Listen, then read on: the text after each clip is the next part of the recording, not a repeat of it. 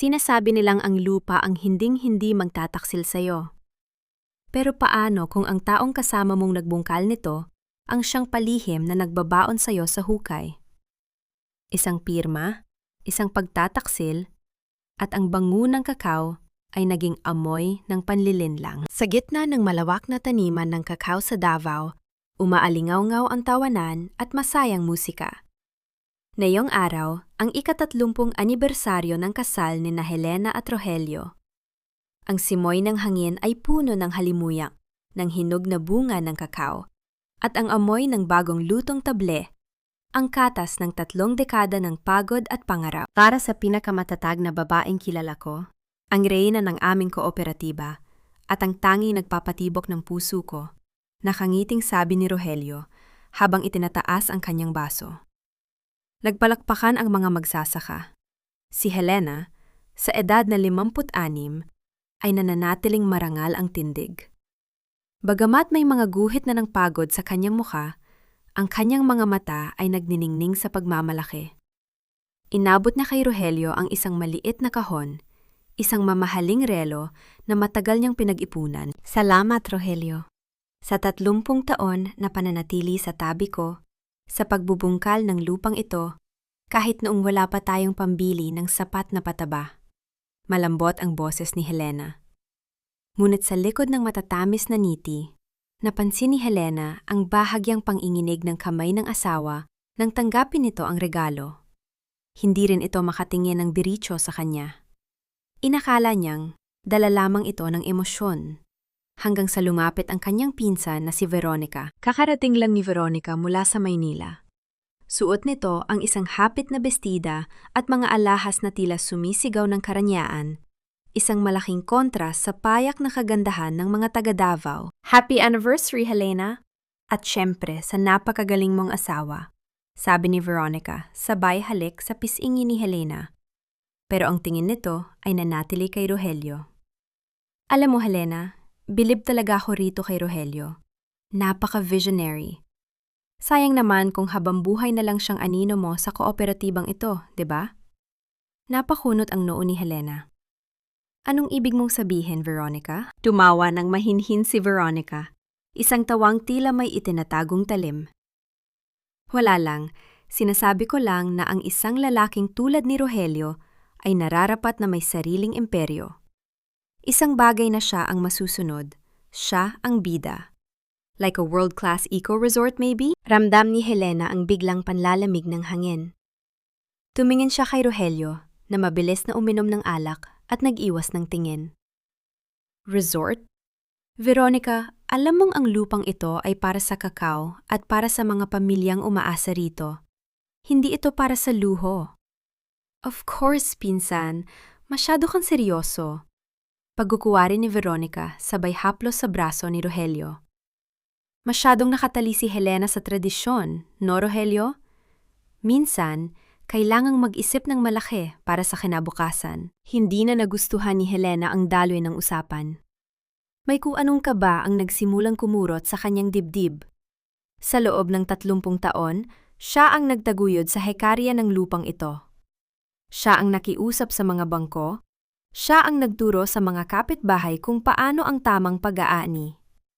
Ang bawat puno rito ay parang anak na rin niya. Habang papunta siya sa kusina para kumuha ng tubig, hinarang siya ni Katotoy, isa sa pinakamatandang magsasaka sa kooperatiba. Namumutla ang matanda at nanginginig ang mga labi. Nay Helena, totoo ba? Bulong ni Katotoy.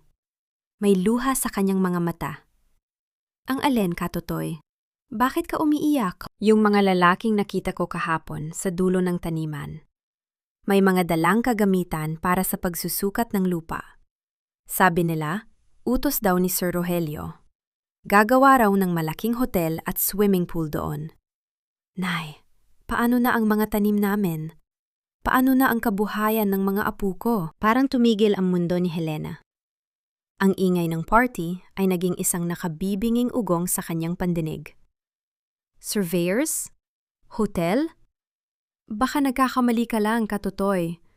Baka para yon sa bagong irrigation system na pinaplano namin. Hindi po, Nay. Nakita ko ang blueprint. Veronica's Paradise Eco Resort ang nakasulat. At ang sabi ng foreman, pirisado na raw ang mga dokumento. Nay Helena, bakit mo kami palalayasin? Akala ko ba pamilya tayo rito? Ang bawat salita ni Katotoy ay parang sampal na paulit-ulit na tumatama sa mukha ni Helena.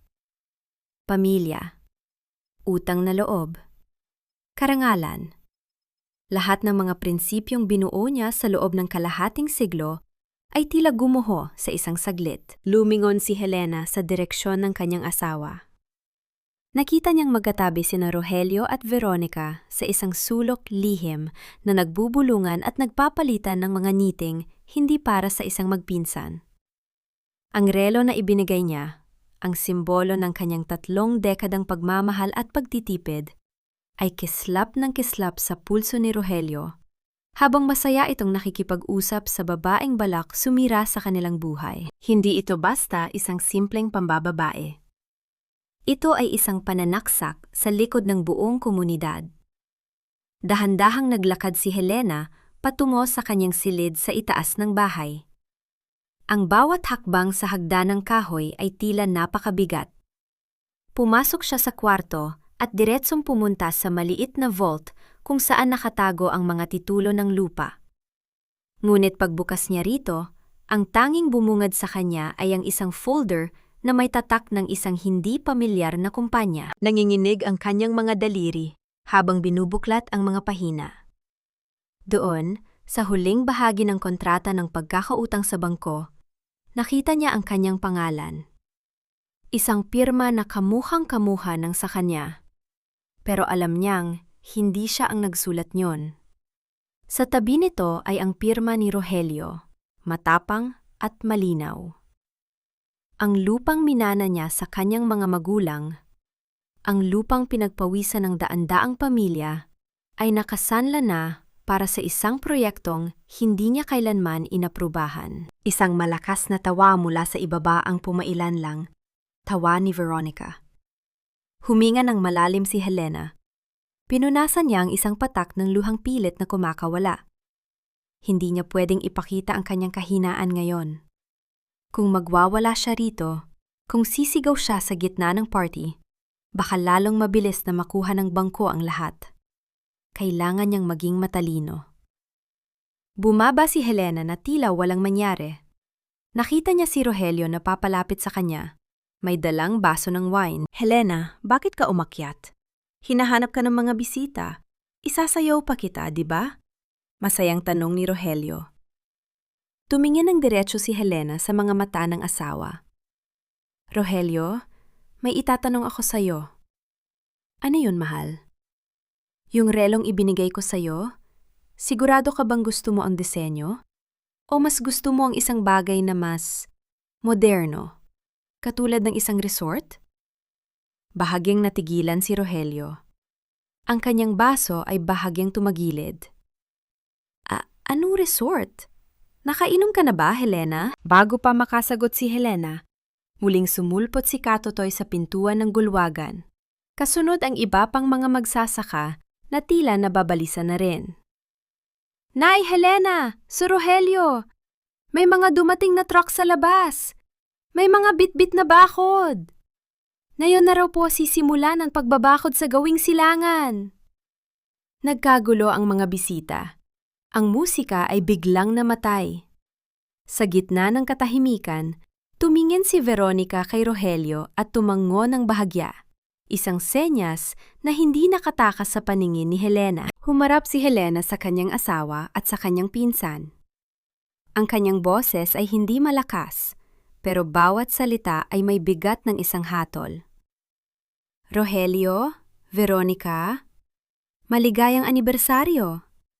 Mukhang ngayong gabi, hindi lang ang 30 taon nating pagsasama ang matatapos, kundi pati na rin ang inyong mga kasinungalingan. Isang malakas na kidlat ang gumuhit sa kalangitan ng Davao. Tila hudyat ng paparating na bagyong hindi lang sisira sa mga puno ng kakao, kundi sa lahat ng bagay na itinayo nila sa ibabaw ng buhangin. Sa gitna ng kaguluhan sa bulwagan, nanatiling nakatayo si Helena na tila isang matibay na haligi ng bahay na ayaw magiba. Ang mga truck sa labas, ang mga magsasakang balisa, at ang katahimikan ni na Rogelio at Veronica ay unti-unting bumubuo ng isang larawang ayaw niyang makita. Helena, makinig ka muna. Masyado kang nagpapadala sa emosyon. Katotoy, bumalik na kayo sa mga bahay niyo.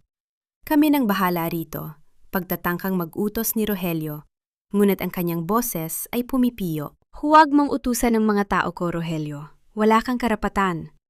Mahinahon pero matalim na sagot ni Helena. Tumingin siya sa mga magsasaka. Katotoy, sabihin niyo sa kanila na walang papasok na truck sa lupang ito hanggat wala akong pinipirmahang gate pass. Kung pilit silang papasok, tawagan niyo ang barangay captain. Nang makaalis ang mga bisita at maging ang mga anak nila na sina Mark at Joy ay pilit na pinatulog ni Helena sa itaas. Naiwan ang tatlo sa ilalim ng malamlam na ilaw ng chandelier. So, the cat is out of the bag. Ani Veronica sabay upo sa mahabang sofa. Tila siya ang may-ari ng bahay. Kumuha siya ng isang baso ng wine at uminom ng dahan-dahan. Pinsan, hindi naman ito personal. It's just business. Davao is changing. Ang kakao, masyadong matagal ang balik ng pera. Pero ang tourism, it's a gold mine. Business? Napatawa si Helena, isang tawang puno ng pait. Ang tawag sa ginawa niyo ay pagnanakaw. Rogelio, paano mo nagawang pekihin ang pirma ko? 30 taon, Rogelio. 30 taon tayong magkasama sa hirap. Pero sa isang iglap, ipinagpalit mo ang lahat sa mga pangako ng babaeng ito? Hindi ito pinalitan, Helena, bulyaw ni Rogelio. Tila dun lang nagkaroon ng lakas ng loob. Ginawa ko ito para sa atin. Pagod na akong makita kang laging hapo, laging iniisip ang sahod ng mga magsasaka, laging nakatuon sa putik at lupa. Gusto kitang bigyan ng buhay na nararapat sa'yo. Si Veronica, siya lang ang nakakita sa potensyal ko. Siya lang ang naniwala na kaya ko ring maging bida. Sa pamamagitan ng panloloko? Tanong ni Helena. Rogelio, ang imperyong itinatayo sa kasinungalingan ay guguho rin. At ikaw, Veronica, huwag mong isipin na mananalo ka rito. Kilala ko ang bawat pulgada ng lupang ito. We'll see, pinsan, nakangising sagot ni Veronica. The papers are signed, the loan is approved. At bukas na bukas din, ang mga truck na iyon ay magsisimulang maghukay. Wala kang magagawa dahil sa mata ng bangko, pumayag ka. Kinabukasan, hindi nagpakita si Rogelio sa almusal. Sinabi ng katulong na maaga itong umalis kasama si Veronica para sa isang importante na meeting sa bayan. Hindi nag-aksaya ng panahon si Helena. Isinuot niya ang kanyang bota, kinuha ang kanyang lumang jeep, at palihim na sinundan ang sasakyan ni Rogelio. Huminto ang sasakyan sa isang sikat na restaurant sa labas ng lungsod. Mula sa malayo, pinanood ni Helena ang dalawa. Nakita niya kung paano haplusin ni Veronica ang buhok ni Rogelio at kung paano tumingin ang kanyang asawa sa pinsan niya. Isang tingin na puno ng paghanga at pag-asa, mga tingin na matagal nang nawala sa kanilang pagsasama. Ramdam ni Helena ang hapdi sa kanyang dibdib.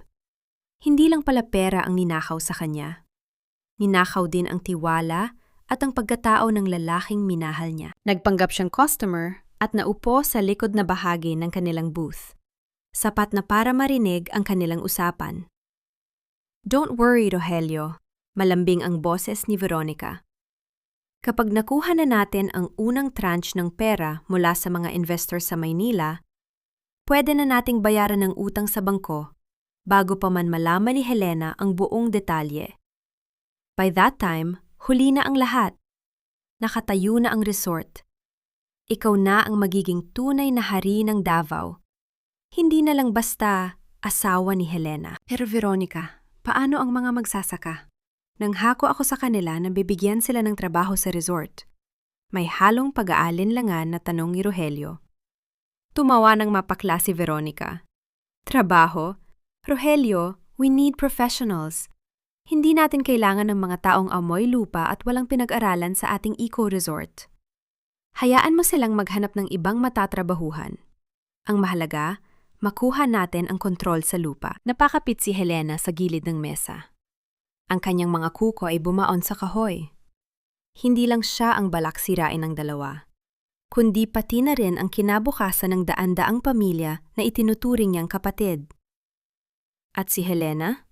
Tanong ni Rogelio sa mahinang boses. Hayaan mo siya. Kapag wala na siyang kontrol sa kooperatiba, wala na siyang lakas. Mapipilitan siyang tanggapin ang sitwasyon. O kung gusto mo, bigyan natin siya ng maliit na bahagi sa kita para manahimik. She's old, Rogelio. She needs to retire and let the real players take over. Lumabas si Helena ng restaurant bago pa siya mapansin. Habang nagmamaneho pabalik sa trangkahe, ang kanyang isip ay parang isang mabilis na makina. Hindi siya pwedeng magpadalos-dalos. Kung ititigil niya ang construction sa pamamagitan ng dahas, baka lalong mabaon sa utang ang lupa dahil sa mga penalties.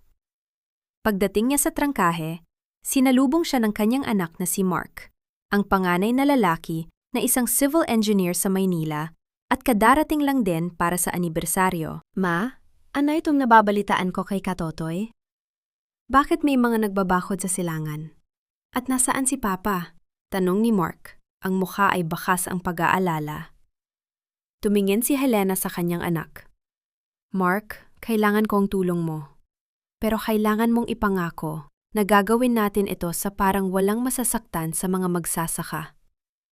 Anong nangyayari, Ma? Ipinakita ni Helena ang kopya ng kontrata na kinuha niya sa vault. Ang papa mo at si Tita Veronica mo, pinirata nila ang lupa natin. At Mark, ang masakit pa, ginamit nila ang pangalan ko para maging legal ang lahat. Nanlaki ang mga mata ni Mark habang binabasa ang dokumento. Illegal ito. Falsification of documents. Pwedeng makulong si Papa. Alam ko, malamig na sabi ni Helena. Pero kung makukulong siya ngayon, kukunin ng bangko ang lupa dahil ang loan ay nakapangalan sa ating dalawa. Mawawala ng tirahan ang lahat. Kailangan nating mahanap ang kahinaan ni Veronica. Bumalik si Rogelio ng hapon na iyon, may dalang mga bulaklak, tila sinusubukang bumawi sa nangyari kagabi. Helena, usap tayo ng maayos. Ayokong mag-away tayo sa harap ng mga bata. Wala na tayong dapat pag-usapan tungkol sa damdamin, Rogelio, sabi ni Helena habang nag-aayos ng mga papeles sa kanyang opisina. Pag-usapan natin ang tungkol sa pananagutan. Anong ibig mong sabihin? Veronica thinks she's the one playing the game, sabi ni Helena sabay harap sa asawa. Pero hindi niya alam. Bawat sentimo na kinuha niyo sa bangko, ikaw ang mananagot, Rogelio. Sa ilalim ng batas, dahil ikaw ang pumirma bilang co-borrower at guarantor, sa'yo hahabol ang mga creditors kapag bumagsak ang proyektong ito.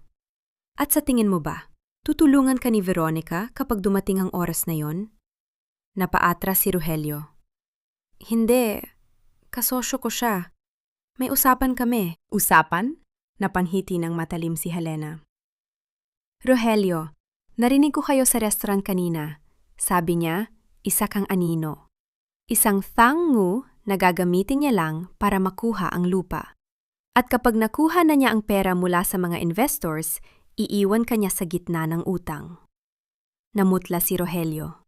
Ang kanyang mga mata ay nagpalipat-lipat, tila naghahanap ng rason para hindi maniwala. Nagsisinungaling ka lang, Helena.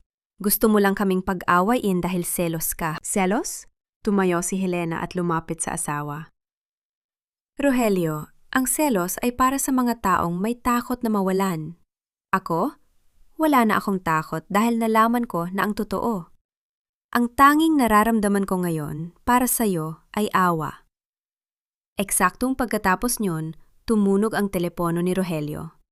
Isang mensahe mula kay Veronica. The investors are pulling out. We need more collateral. Isign mo na yung huling document na iniwan ko sa table mo. Now. Tiningnan ni Helena ang screen ng phone ni Rogelio. Yan ba ang taong nagmamahal sa'yo? Ang taong inuutusan ka lang na parang tau-tauhan? Hindi nakasagot si Rogelio. Sa labas, nagsimulang pumatak ang ulan. Ang langit ng Davao ay muling nagdilim at kasabay nito ang isang malakas na katok sa pinto. Si Katotoy, hingal na hingal. Nay Helena, may mga pulis sa labas. Hinahanap si Sir Rogelio. May reklamo raw ng malakihang estafa mula sa Maynila. Napatingin si Helena kay Rogelio.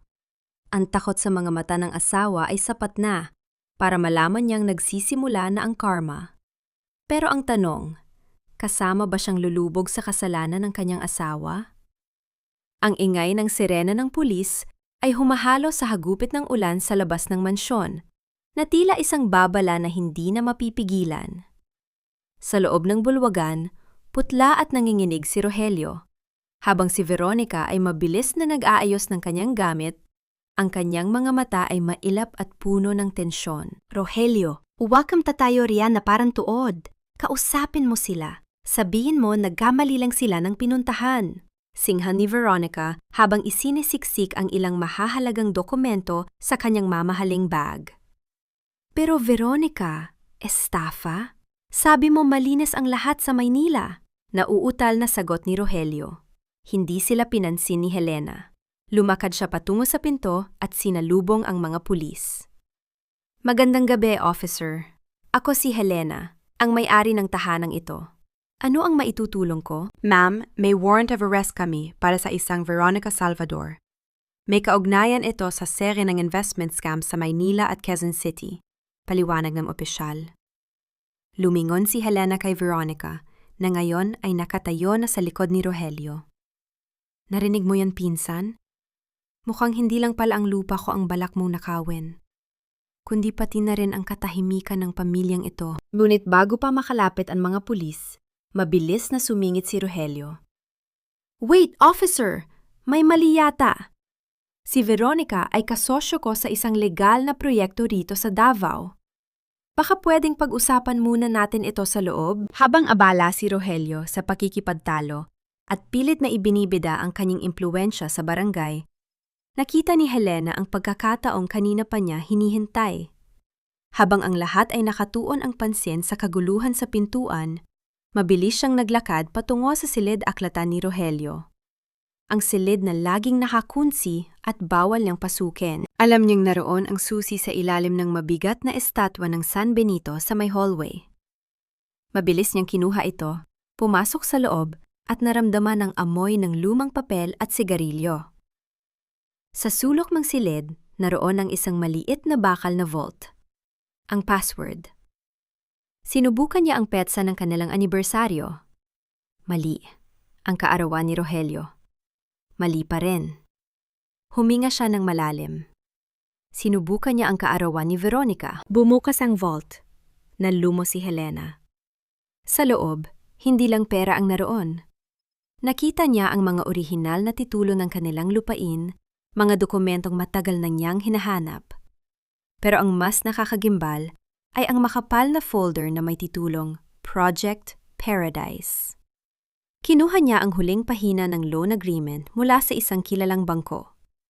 Doon, sa ilalim ng liwanag ng kanyang flashlight, nakita niya ang kanyang sariling pangalan, Helena S. Ilagan. Dahan-dahan niyang itinaas ang kanyang kanang kamay. Ang kanyang mga kamay ay magaspang. May mga kalyo mula sa ilang dekadang paghawak ng karit at pagbubungkal ng lupa sa ilalim ng matinding sikat ng araw. Ang kanyang tunay na pirma ay laging may bahagyang pang-ininig, isang marka ng isang taong mas sanay sa paggawa kaysa sa paghawak ng panulat. Ngunit ang pirma sa papel? Napakapino, napaka-elegante. Ang bawat kurba ng letra ay tila pinag-isipan at dahan-dahang iginuhit. Ito ay pirma ng isang taong mapagpanggap. Ito ay pirma ni Veronica na ginaya ang sa kanya. Napakawalang hiya niyo, bulong ni Helena habang tumutulo ang luha sa papel. Ipinagpalit niyo ang pawis ng mga magsasaka para sa pirasong papel na ito. Sa gitna ng kanyang paghihinagpis, biglang tumunog ang telepono sa ibabaw ng mesa ni Rogelio. Isang unknown number. Sinagot ito ni Helena, pinipigilan ang kanyang hitpi. Hello? Mr. Ilagan? Isang pormal na boses ng lalaki ang nagsalita sa kabilang linya. Ako ang asawa niya. Sino ito? Malamig na tanong ni Helena. Mrs. Ilagan, magandang gabi. Ito po si Mr. Castillo mula sa Credit and Collections Department ng bangko. Tumatawag po ako para ipaalala na bukas na ang deadline para sa unang amortization ng inyong 50 million pesos loan. Dahil sa laki ng halaga at sa inyong collateral na agricultural land, kailangan po nating masettle ang payment bago mag-alas 3 ng hapon para hindi tayo magkaroon ng problema sa inyong credit standing. 50 milyong piso. Halos tumigil ang tibok ng puso ni Helena. Hindi lang pala ang lupa ang nakasanla. Ang buong kinabukasan ng kooperatiba ay nakasalalay sa perang hindi niya naman nakita. 50 milyon? Ulit ni Helena. Ang kanyang boses ay tila nanggagaling sa ilalim ng lupa. Opo, ma'am. Kasama na po rito ang initial release para sa construction materials na ipinadala sa inyong site kahapon. Sabi po ni Ms. Salvador, kayo na raw po ang bahala sa settlement dahil kayo ang primary owner ng lupa. Ma'am, naririnig niyo po ba ako? Dahan-dahang ibinaba ni Helena ang telepono. Hindi na niya narinig ang susunod na sinabi ng lalaki. Ang 50 million pesos ay sapat na para burahin ang lahat ng pinaghirapan niya sa loob ng 30 taon. Lalabas na sana siya ng silid nang biglang bumukas ang pinto. Naroon si Rogelio, hingal na hingal. Ang mukha ay puno ng galit at takot. Anong ginagawa mo rito, Helena? Bakit mo pinasok ang vault ko? Sigaw ni Rogelio sabay hablot sa folder na hawak ni Helena. Tumingin si Helena sa kanyang asawa, walang bakas ng takot, tanging purong pagkamuhi. Ang vault mo? Rogelio, ang lahat ng narito ay galing sa lupang minana ko. Paano mo nasikmurang utangin ang ganito kalaking pera gamit ang pangalan ko? Para sa atin ito, Helena. Kapag natapos ang resort, mababayaran natin yan. Magiging milyonaryo tayo. Milyonaryo? Rogelio, tumawag ang bangko. Bukas ang deadline. Nasaan ang pera? Nasaan ang 50 million na kinuha nyo? Natigilan si Rogelio. Napalingon siya sa pintuan kung saan kanina ay nandoon si Veronica. Na kay Veronica, siya ang humahawak ng pondo para sa construction. Gising, Rogelio! Sigaw ni Helena. Ang kanyang boses ay umalingaw-ngaw sa buong silid. Wala na si Veronica.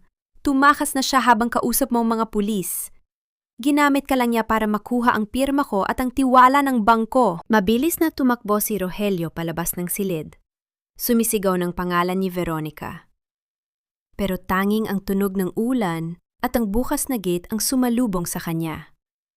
Wala na ang sasakyan ni Veronica. Wala na ang babaeng nangako sa kanya ng kaharian. Naiwan si Rogelio na nakaluhod sa gitna ng dasang damuhan, humihagulgol. Samantala, si Helena ay nanatiling nakatayo sa balkonahe. Hawak ang orihinal na titulo ng lupa. Alam niyang bukas, darating ang mga maniningil. Alam niyang bukas, ang pangalang iningatan niya ay mababahiran ng dumi. Pero habang nakatingin siya sa madilim na taniman ng kakao, isang desisyon ang nabuo sa kanyang puso. Hindi niyo ako matatalo sa sarili kong lupa. Bulong niya sa hangin. Kinuha niya ang kanyang cellphone at tinawagan ang isang tao na matagal na niyang hindi nakakausap. Ang kanyang dating abogado na ngayon ay isa ng Wes. Judge, kailangan ko ng tulong mo. Ngayon na. Kinabukasan. Ang lupain ng Davao ay tila hindi nakaranas ng bagyo kagabi. Sumisikat ang araw sa ibabaw ng mga puno ng kakao, nagbibigay ng gintong liwanag sa mga hinog na bunga. Ngunit para kay Helena, ang bawat sinag ng araw ay tila isang timer na nagbibilang ng oras bago tuluyang gumuho ang kanyang mundo. Nakatayo siya sa harap ng bintana. Pinapanood si Rogelio na nakaupo sa ilalim ng punong nara. Magdamag itong hindi natulog. Ang kanyang asawa ay mukhang isang taong nawalan ng kaluluwa. Marumi ang damit, magulo ang buhok, at nakatitig sa kawalan. Wala nang bakas ng hari ng Davao na ipinangako sa kanya ni Veronica. "Ma, nakahanda ng sasakyan," sabi ni Mark, ang kanyang panganay. Bakas sa mukha ng anak ang puyat at galit, pero pinipilit nitong maging matatag para sa kanyang ina. "Salamat, Mark. Sabayan muna tayo. Kailangan nating makausap si Judge Marasigan," sagot ni Helena. Isinuot niya ang kanyang itim na blazer, ang kanyang baluti sa bawat laban. Sa opisina ni Judge Marasigan, ang paligid ay puno ng amoy ng lumang libro at kape. Ang judge ay matagal ang kaibigan ng pamilya ni Helena at ang mukha nito ay seryoso habang binabasa ang mga dokumentong nakuha ni Helena sa vault. "Helena, hindi ko itatago sa iyo ang katotohanan," simula ng judge habang ibinababa ang salamin. "Mabigat ang laban na ito. Bagamat pwedeng patunayan na palsipikado ang pirma mo, aabutin niya ng buwan o taon sa korte. Sa ngayon, ang bangko ay may hawak na dokumentong pirmado ng asawa mo. At dahil kasosyo siya sa titulo, legal ang naging basehan ng loan sa paningin ng bangko. Pero Judge, wala kaming 50 milyong piso. Ngayong araw ang deadline ng unang bayad," sabi ni Helena. Ang kanyang boses ay nananatiling kalmado sa kabila ng kaba sa dibdib. "Iyon ang mas malaking problema. At may mas masama pa akong balita," dagdag ng judge. May inabot siyang folder kay Helena. "Nagpakuha ako ng background check kay Veronica Salvador sa Maynila kagabi. Helena, ang pinsan mo ay hindi isang matagumpay na negosyante. Isa siyang professional scammer na may 12 kaso ng estafa. Ang eco-resort project na ibinenta niya sa inyo? Ginawa na niya yan sa Batangas at Tagaytay. Ang modus niya ay kumuha ng loan gamit ang lupa ng iba, kukunin ang initial release ng pera, at saka maglalaho na parang bula." Napahawak si Helena sa gilid ng mesa. "So, ang 50 million, malamang ay nasa isang offshore account na o nagamit na niya pambayad sa mga dati niyang utang sa sindikato sa Maynila. Ginamit niya si Rogelio para magkaroon ng local credibility rito sa Davao. At ang masakit, Helena, ang asawa mo ang nananagot sa batas dahil siya ang pumirma bilang garantor." Paglabas ng opisina ng judge, sinalubong sila ng balitang kumakalat na sa buong barangay. Pagdating nila sa trangkahe ng kooperatiba, naroon ang halos lahat ng mga magsasaka. Hindi sila nagtatrabaho. Nakatayo sila sa harap ng gate. Ang ilan ay may dalang placard. Ang ilan ay umiiyak. "Nay Helena, totoo ba ang balita? Isinangla raw ni Sir Rogelio ang lupa sa mga dayuhan?" Sigaw ng isang asawa ng magsasaka. "Paano ng mga tanim namin, Nay? May mga truck na dumating kanina. Sabi nila bawal na kaming pumasok sa gawing silangan dahil pag-aari na raw yun ng mga investors." Humarap si Helena sa mga tao. Ramdam niya ang bigat ng utang na loob at responsibilidad. Ang mga taong ito ay nagtiwala sa kanya sa loob ng 30 taon. Sila ang nagpaaral sa kanyang mga anak sa pamamagitan ng kanilang pagod. "Makinig kayo!" sigaw ni Helena. Ang kanyang boses ay matatag na parang kulog. "Walang aalis sa lupang ito. Hanggat humihinga ako, ang bawat pulo ng kakao ay mananatili sa inyo. Huwag kayong maniwala sa mga sabi-sabi. Ako ang haharap sa bangko. Ako ang haharap sa kahit kanino. Magtrabaho kayo gaya ng dati. Walang magbabago." Kahit paano ay huminahon ng mga tao. Pero alam ni Helena na panandalian lang yon. Pag-uwi niya sa mansyon, nakita niya si Rogelio na nasa sala, umiinom ng alak kahit tanghaling tapat. "Umalis ka rito, Rogelio. Ayaw kitang makita," sabi ni Helena habang nilalagpasan ng asawa. "Helena, patawarin mo ako. Akala ko talaga." Nauutal na, sabi ni Rogelio. Huminto si Helena at lumingon. "Akala mo ano? Akala mo mahal ka niya? Rogelio, tignan mo ang sarili mo. Ginamit ka lang niya dahil ikaw ang pinakamadaling paraan para makuha ang gusto niya. Alam mo ba kung nasaan ang mahal mo ngayon?" Sabi ng judge, malamang ay nasa ibang bansa na siya o nagdatago sa lungga ng mga kriminal, habang ikaw ay iiwan mong pulubi ang mga anak natin. Gagawa ako ng paraan. Kakausapin ko ang mga kaibigan ko sa Kapitolyo. Wala kang kaibigan, Rogelio. Ang mga taong kasama mong uminom at mangsugal, kasama mo lang sila dahil sa perang galing sa akin. Na yung alam nilang lubog ka sa utang, tatalikuran ka rin nila. Eksaktong pagkatapos ng kanilang sigawan, tumunog ang cellphone ni Helena. Isang video call mula sa isang hindi kilalang numero. Sinagot niya ito. Ang mukha ni Veronica ang lumabas sa screen. Nakasuot ito ng malaking sunglasses at nasa loob ng isang tila mamahaling hotel room. Kumusta, pinsan? Narinig ko ang gulo sa Davao. Masyado ka kasing matigas, Helena. Nakangising sabi ni Veronica. Nasaan ang pera, Veronica? Nasaan ang 50 milyong piso na ninakaw mo sa kooperatiba? Mariing tanong ni Helena. Tumawa si Veronica. Isang tawang nakakapanindig balahibo. Pera? Anong pera? Ang perang yon ay bayad sa lahat ng pang-iinsulto mo sa akin noon bata pa tayo. Bayad yon sa pagiging perpekto mo habang ako ay palaging itim na tupa ng pamilya. At huwag kang mag-alala, hindi ko yun ninakaw. Ipinahiram yan sa akin ng asawa mo. Choice niya yon, Helena. Haharapin mo ang batas, Veronica. Hahanapin ka ng mga pulis. Good luck with that. Pero may offer ako sa iyo, Helena. If you want to save your precious farmers, why don't you just retire? Ibigay mo sa akin ang full power of attorney para i-manage ang land conversion. Ibebenta natin ang lupa sa isang real estate giant mula sa China. Mababayaran ang utang at may matitira pa sa inyo. You can live a quiet life, malayo sa putik ng Davao. Ayaw mo ba nun? Isang pirma mo lang, tapos ang problema ni Rogelio. Hinding-hindi ko ibebenta ang lupa sa mga banyaga, Veronica. At hinding-hindi ko ibebenta ang dangal ko, sagot ni Helena. Masyado kang idealista, pinsan. Masyado kang matanda para sa mundong ito. Sige, panindigan mo yan. Pero tandaan mo, kapag dumating ang mga sheriff para palayasin kayo, huwag mong sabihing hindi kita binigyan ng exit plan. Bye, Helena. Say hi to your pathetic husband for me. Pinatay ni Veronica ang tawag. Nanatiling nakatitig si Helena sa madilim na screen ng kanyang phone.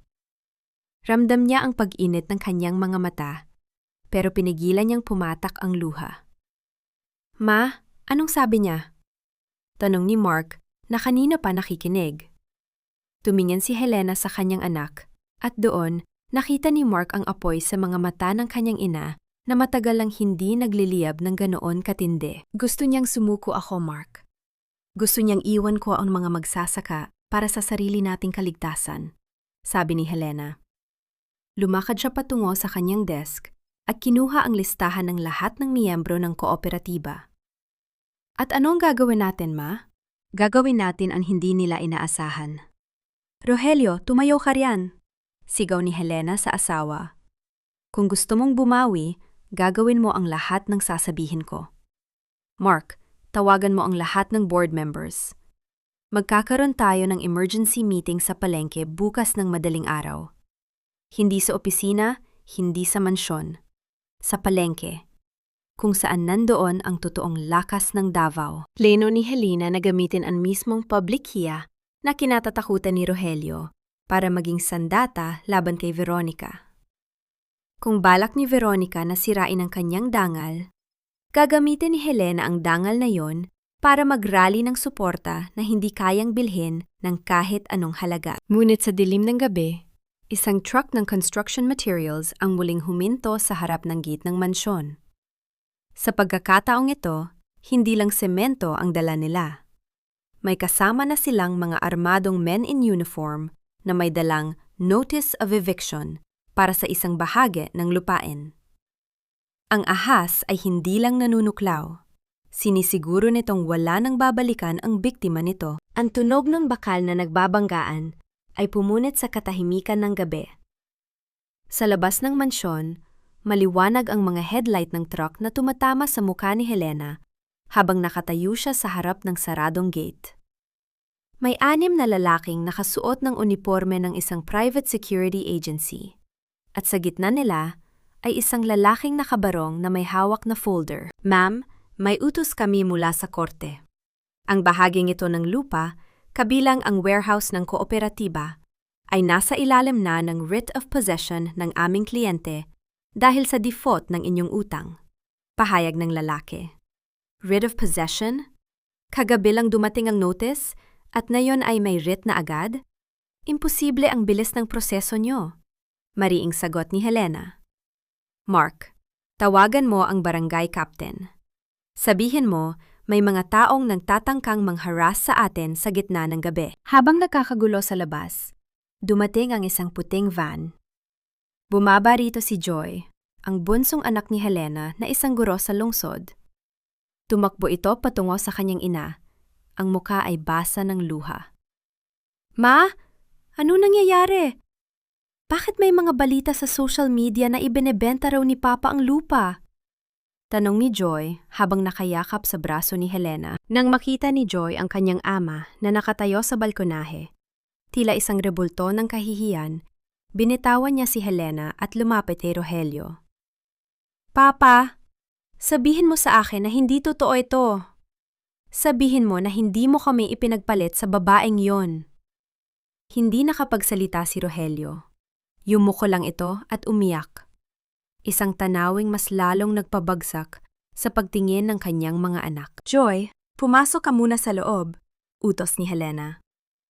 Pinigilan niya ang mga gwardiya sa pamamagitan ng kanyang awtoridad bilang pinuno ng Barangay Fisheries and Aquatic Resources, BFAR, council member, na nagbibigay sa kanya ng karapatang protektahan ang agricultural land sa ilalim ng umiiral na dispute. Huwag niyo akong subukan. Ang kasong ito ay may elemento ng falsification. Kung itutuloy niyo ang pagpasok, lahat kayo ay makakasuhan ng trespassing at obstruction of justice. Dahil sa kanyang katatagan at sa pagdating ng mga opisyal ng barangay, napilit ang umatras ang mga lalaki. Ngunit alam ni Helena na panandalian lamang ang tagumpay na ito. Sa loob ng bahay, ang tensyon ay mas lalong naging mabigat. Nakaupo ang buong pamilya sa mahabang hapagkainan, pero walang pagkain.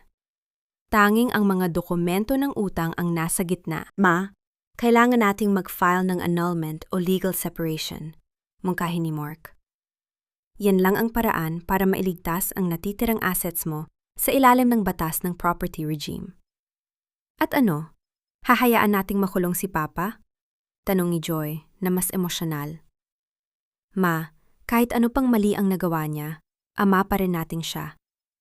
Kung magdedemanda ka ng falsification, siya ang unang kukunin ng pulis dahil siya ang pumirma. Tumingin si Helena kay Joy pagkatapos ay kay Mark.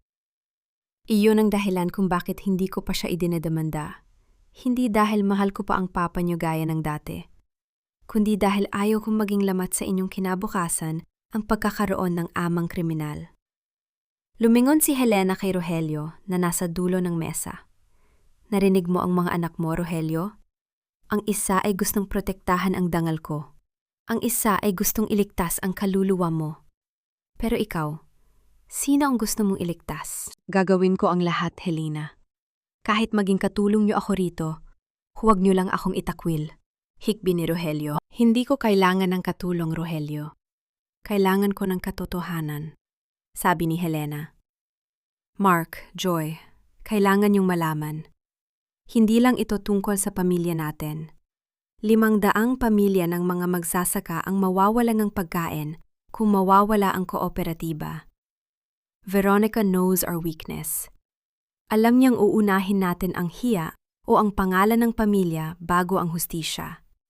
Iyon ang ginagamit niya para ipitin tayo. Sa gabing iyon, habang ang kanyang mga anak ay natutulog na sa pagod, tinawagan ni Helena ang kanyang pinagkakatiwalaang accountant na si Lando.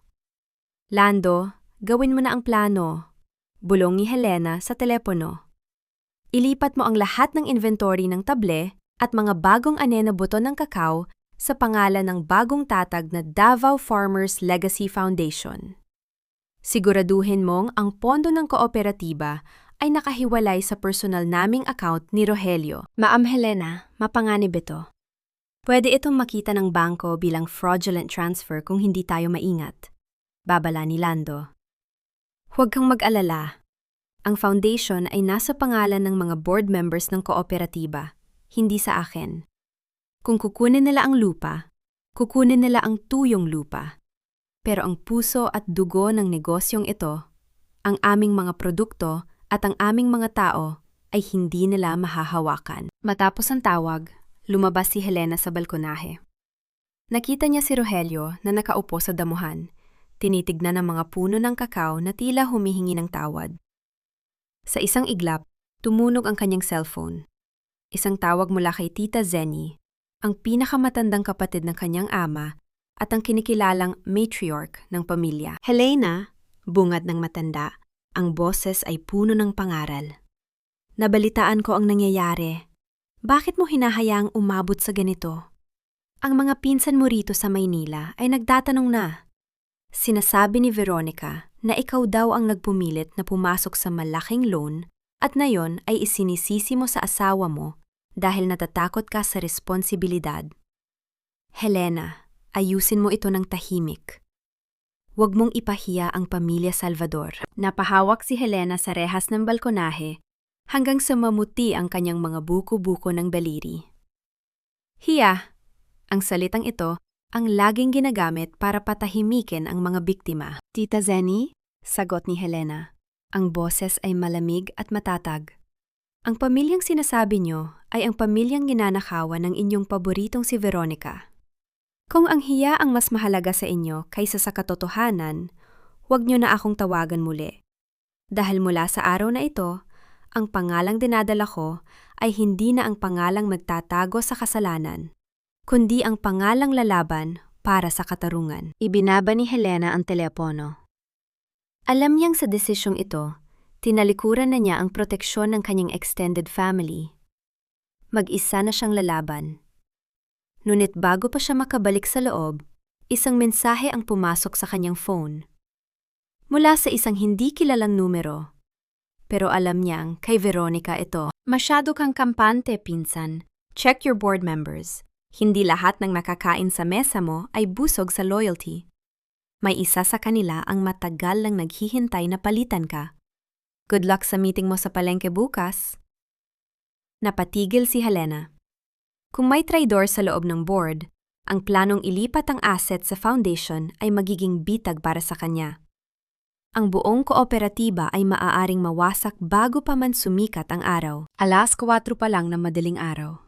Ngunit ang palengke ng Davao ay gising na.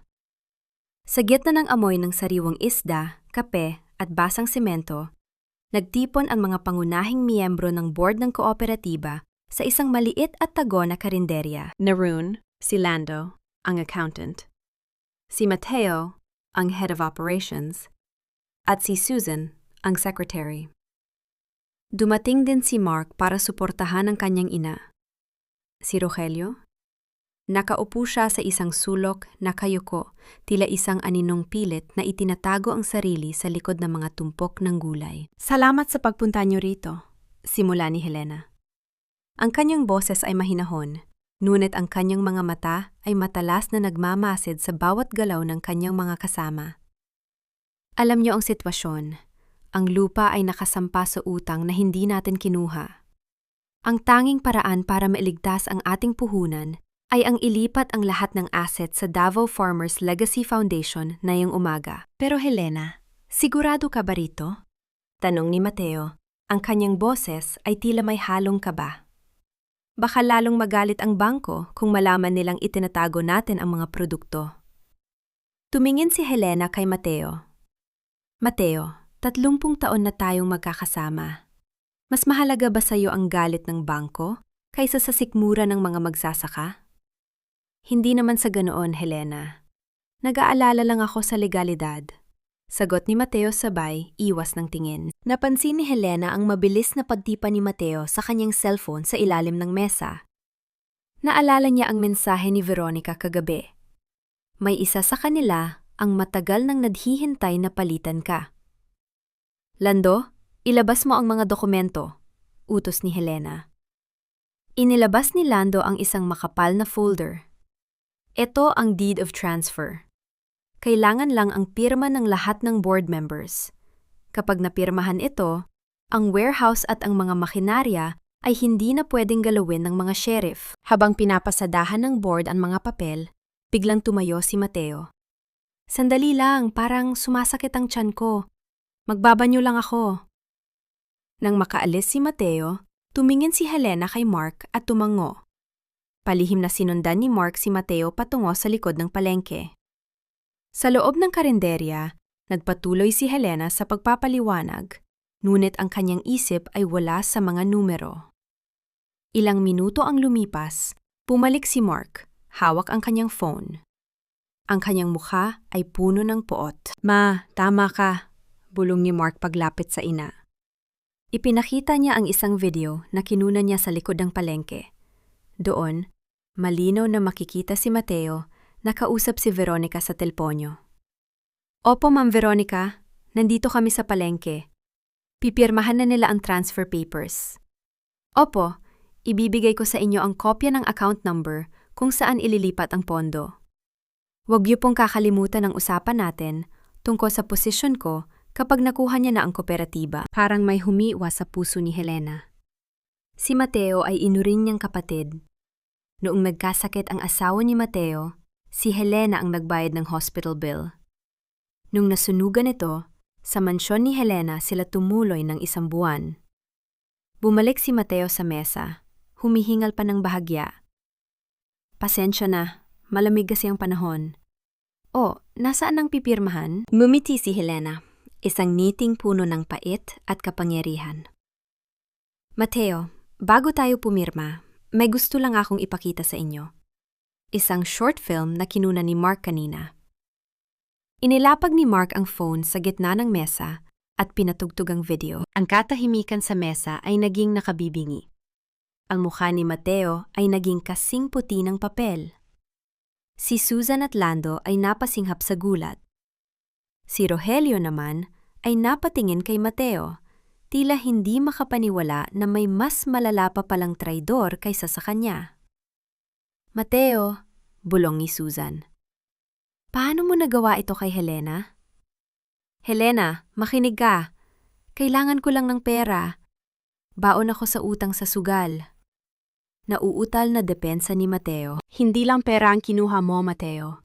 Ninakaw mo ang tiwala ko, sabi ni Helena. Tumayo siya at kinuha ang folder. Ang mga dokumentong nakita nyo? Isang trap lang yon. Walang totoong pondo na ililipat sa account na yon. Gusto ko lang kumpirmahin kung sino ang ahas sa mesa ko. Mabilis na tumayo si Mateo para tumakas, pero hinarang siya ng 2 malalaking lalaki. Mga magsasakang tapat kay Helena na kanina pa nakabantay sa paligid. Dalhin niyo siya sa barangay. Mark, ibigay mo ang video sa pulis bilang ebidensya ng conspiracy to commit fraud, utos ni Helena. Nang mailayo na si Mateo, humarap si Helena sa mga natitirang miyembro. Ngayon, gawin na natin ang totoong plano. Lando, Susan, alam niyo ang dapat gawin? Walang ibang makakaalam kundi tayong 3 lang. Ngunit habang nag-aayos sila ng gamit, biglang sumulpot si Rogelio sa harap ni Helena. Helena, kailangan mong tignan ito. May iniabot si Rogelio na isang envelope. Iniwan ito sa pinto ng mansion kanina bago tayo umalis. Galing kay Veronica. Binuksan ni Helena ang envelope. Sa loob ay may larawan ng kanilang bahay at may malaking pulang krus sa ibabaw ng mukha ni na Joy at Mark. May kasama itong note. Matalino ka, pinsan. Nahanap mo ang traidor sa board mo. Pero nahanap mo ba ang traidor sa loob ng bahay mo? O ang panganib na naghihintay sa mga anak mo? Sign the final surrender document o baka hindi na makauwi si Joy mula sa eskwelahan bukas. Nabitawan ni Helena ang sulat. Ang kanyang buong katawan ay nanginghinig sa galit at takot. Ang laban na ito ay hindi na lang tungkol sa lupa. Ito ay tungkol na sa buhay ng kanyang mga anak. Ma, anong problema? Tanong ni Mark. Tumingin si Helena kay Rogelio. Ang takot sa mga mata ni Rogelio ay totoo. Rogelio, nasaan si Joy? Sabi niya papasok siya ng maaga para sa faculty meeting, sagot ni Rogelio. Mabilis na tinawagan ni Helena ang school ni Joy, pero walang sumasagot. Tinawagan niya ang cellphone ng anak, pero out of reach ito. Sa pagkakataong ito, naramdaman ni Helena ang tunay na bagsik ni Veronica. Ang final document na tinutukoy ni Veronica ay ang kabuuang pagsuko ng titulo ng lupa at ang pagbuwag sa kooperatiba kapalit ng kaligtasan ng kanyang pamilya. Rogelio, sabi ni Helena, ang kanyang boses ay puno ng pang-inginig. Kasalanan mo ito.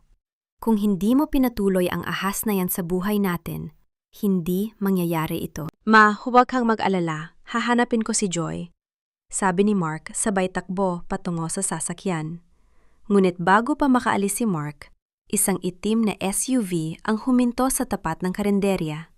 Bumaba ang window nito at doon nakita nila si Veronica, nakasuot ng sunglasses at sa tabi niya ay si Joy, na tila natutulog o walang malay. Isang pirma lang, Helena, sigaw ni Veronica mula sa loob ng sasakyan. Isang pirma mo lang sa deed of sale at ibabalik ko sa iyo ang anak mo. May 10 minuto ka para magdesisyon bago kami umalis sa Davao. Ito ang pinakamabigat na sandali sa buhay ni Helena. Ang kanyang dignidad o ang kanyang ang paligid ng palengke ay tila tumigil sa pag-ikot. Nakatitig si Helena sa itim na SUV. Ang kanyang mga mata ay nakatuon lamang sa maputlang mukha ni Joy na nakasandal sa bintana. Ang kanyang bunsong anak, ang pag-asa ng pamilya, ay ginagamit na pin ng isang babaeng walang kaluluwa. Hayop ka, Veronica! Sigaw ni Rogelio, tangkang susugod sa sasakyan pero mabilis siyang hinarang ng 2 armadong lalaki na bumaba mula sa kabilang pinto. Huwag kang malikot, Rogelio. Baka masaktan ang paborito mong anak. Malamig na sabi ni Veronica mula sa loob. Helena, ang oras ay tumatakbo. Pirma o ang kinabukasan ng anak mo? Pumili ka. Nanginginig ang kamay ni Helena habang inaabot ang folder mula sa isa sa mga lalaki. Ito na ang Deed of Absolute Sale. Ang dokumentong tuluyang kikitil sa pangarap ng mga magsasaka at magbubura sa legacy ng kanyang pamilya. Tumingin siya kay Mark na pigil ang galit at kay Joy na tila dahan-dahan ng nagkakamalay. Huwag mong pirmahan. Nanghihinang bulong ni Joy mula sa loob ng sasakyan. Huminga ng malalim si Helena. Ang kanyang puso ay nadudurog, pero ang kanyang isip ay nananatiling matalas. Pipirmahan ko ito, Veronica, pero hindi rito. Gagawin natin ito sa harap ng lahat.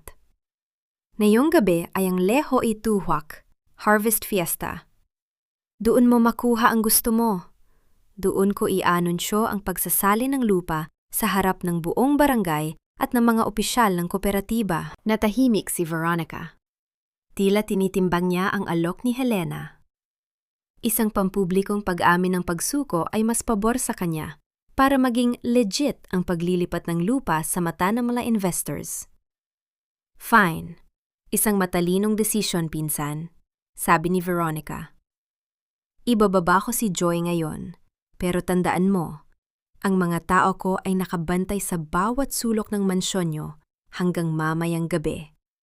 Isang maling galaw at hindi nyo na masisikatan ng araw ang bukas. Iniluwa ng sasakyan si Joy.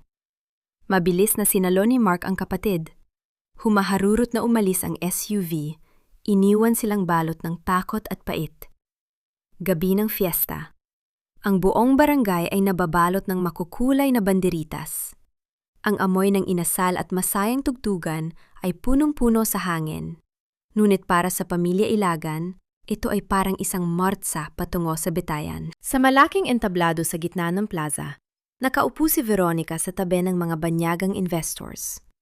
Si Rogelio ay nasa isang sulok, nakayuko, habang si Helena ay nakasuot ng kanyang pinakamagandang Filipiniana. Ang tindig ay parang isang reyna na handang isuko ang kanyang trono. Mga kababayan, mga kasama sa kooperatiba, Simula ni Helena sa harap ng mikroponyo. Tumahimik ang daan-daang tao. Ngayong gabi, may mahalaga akong anunsyo tungkol sa kinabukasan ng ating lupain. Ngumiti si Veronica. Inihanda ang kanyang sarili para sa tagumpay. Inabot niya ang folder at ang panulat kay Helena sa harap ng lahat. Pirma na, Helena, para sa ikauunlad ng Davao. Kinuha ni Helena ang panulat. Tumingin siya sa mga magsasaka, kay Katutoy, kay Lando, at sa mga pamilyang umaasa sa kanya. Pagkatapos, ay tumingin siya sa malaking screen sa likod ng entablado. Pero bago ko pirmahan ang dokumentong ito, gusto ko munang ipakita sa inyo ang tunay na mukha ng yunlad na sinasabi ni Miss Veronica Salvador, sabi ni Helena.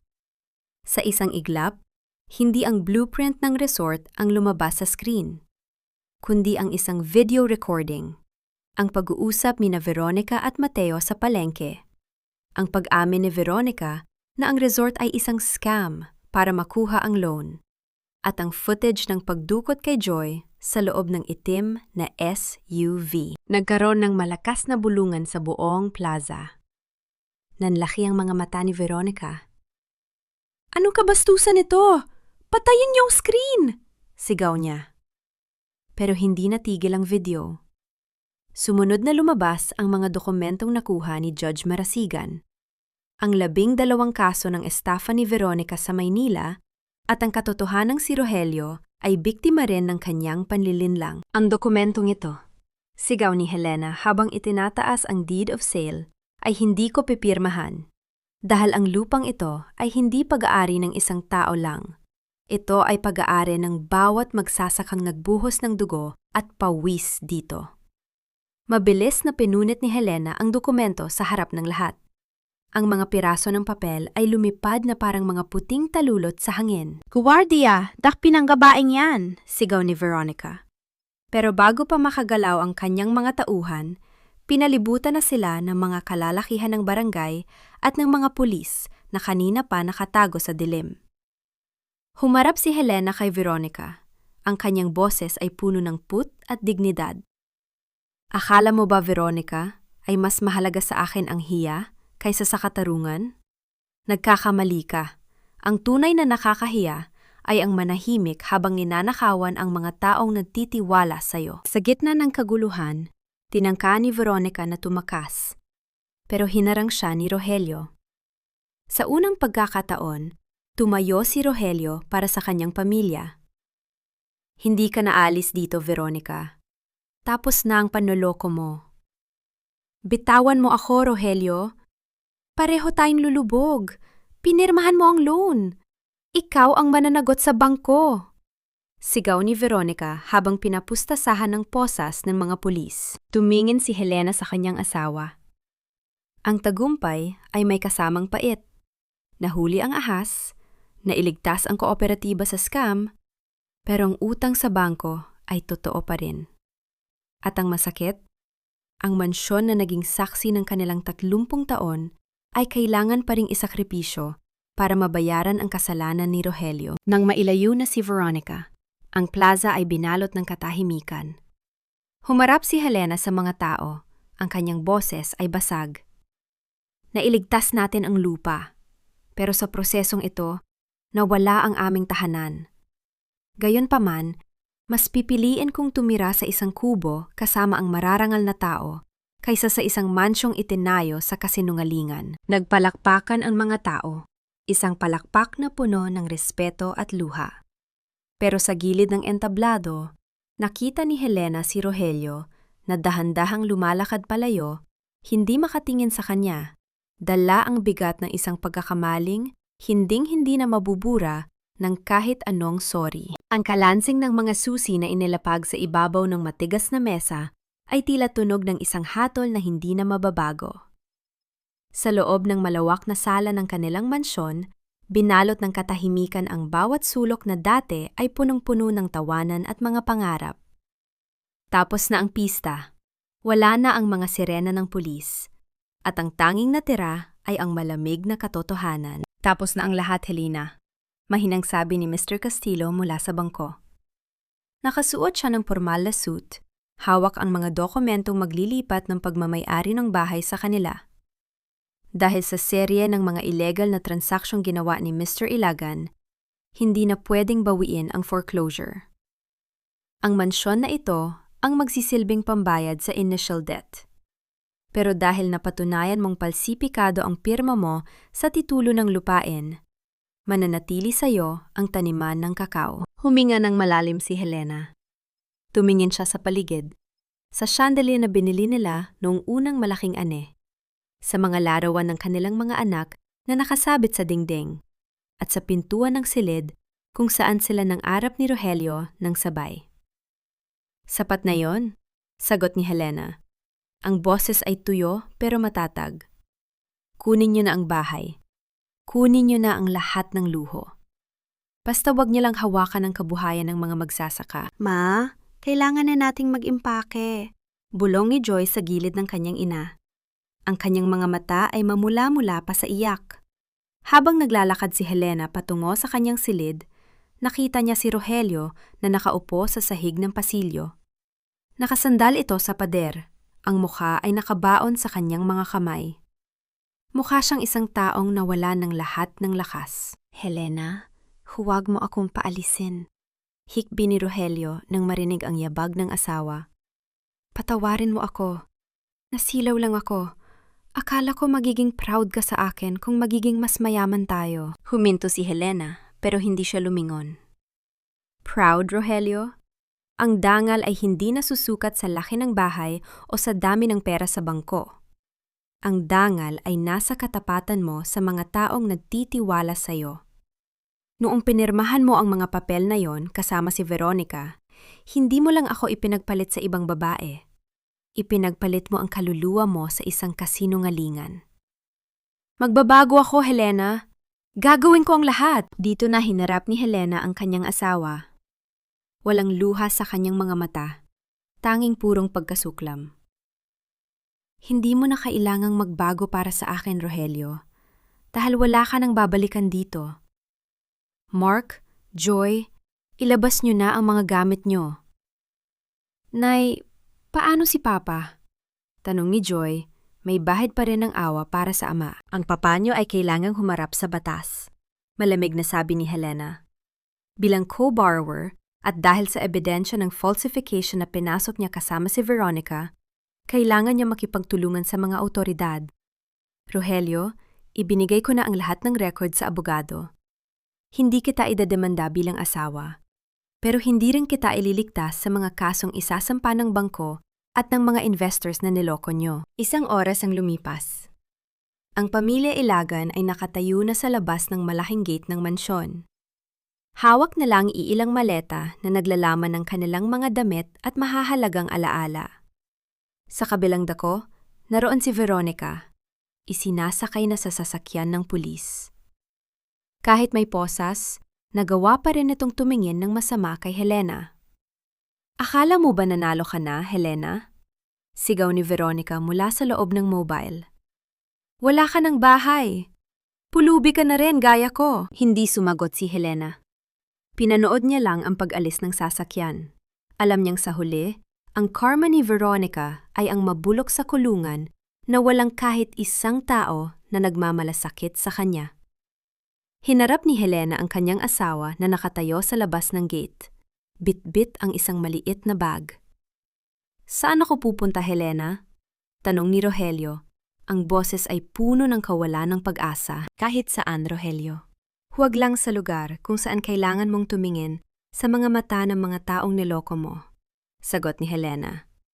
Dahan-dahan niyang hinubad ang kanyang singsing sa kasal, isang gintong banda na 30 taon niyang iniingatan. Inilagay niya ito sa palad ni Rogelio. Ito ang huling ibibigay ko sa iyo. Ibenta mo yan para may panggastos ka sa mga susunod na araw. Pero huwag na huwag mong iisiping ang gintong ito ay makakabili ng kapatawaran ko. Helena, huwag. Umalis ka na, Rogelio. Bago ko pa maisip ang tawagan muli ang pulis para dagdagan ng reklamo sa'yo, mariing sabi ni Helena. Tumalikod si Helena at nagsimulang maglakad palayo sa mansyon, kasunod sina Mark at Joy. Hindi sila tumingin sa likod. Naglakad sila patungo sa gawing silangan ng prangkahe, kung saan matatagpuan ang isang lumang bahay kubo na dati ay imbakan ng mga kagamitan sa pagsasaka. Ito ang magiging bagong tahanan nila. Habang naglalakad, sinalubong sila ni Katotoy at ng iba pang mga magsasaka. Marami sa kanila ang may dalang sulo, nagbibigay ng liwanag sa madilim na daan. "Nay Helena, nandito po kami," sabi ni Katotoy. "Huwag po kayong mag-alala. Ang kubo ay nalinis na namin. May pagkain na rin pong nakahanda." Sa gitna ng kadiliman at ng pagkakawala ng kanyang marangyang buhay, naramdaman ni Helena ang isang uri ng kapayapaan na hindi kayang ibigay ng semento at bato. "Salamat, Katotoy. Salamat sa inyong lahat," bulong ni Helena. Nang makarating sila sa kubo, naupo si Helena sa isang kawayang upuan. Ang kanyang mga kamay ay nanginginig sa pagod at emosyon. Tumingin siya sa labas, sa malawak na taniman ng kakao na dahan-dahang hinahaplos ng hangin. Nailigtas niya ang lupa.